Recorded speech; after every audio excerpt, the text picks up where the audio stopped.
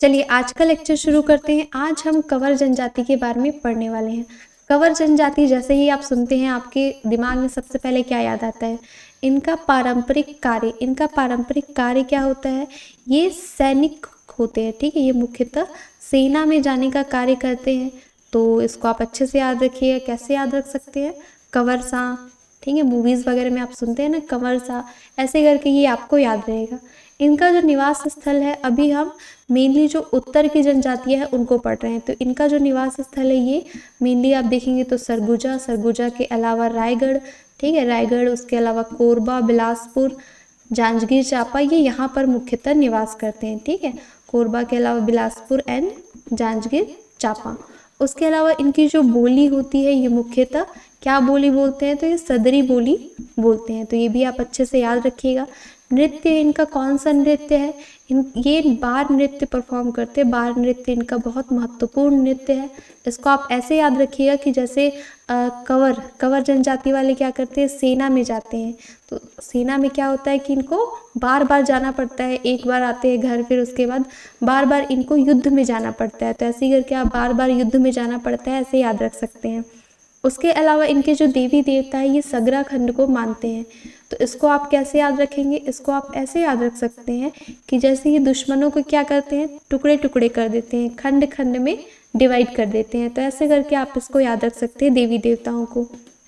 उसके अलावा इनके गांव में मतलब एक चबूतरा होता है जिसको रामायण चबूतरा कहते हैं, जहाँ पर रामचरितमानस का पाठ कराया जाता है। तो ये भी आप अच्छे से याद रखिएगा।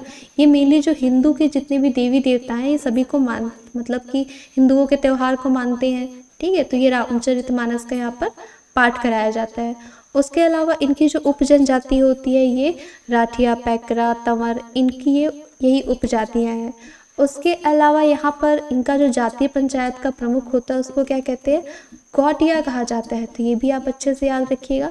और 8-10 गाँव को मिलाकर के इनकी एक पंचायत होती है जिसको कि चक पंचायत कहा जाता है। तो इसको याद रखिएगा कि जैसे मान लीजिए पूछा जा सकता है कि ये चक पंचायत कौन सी जनजाति से संबंधित है, तो आप बताएंगे कंवर जनजाति से फेमस है, मतलब कि इससे संबंधित है।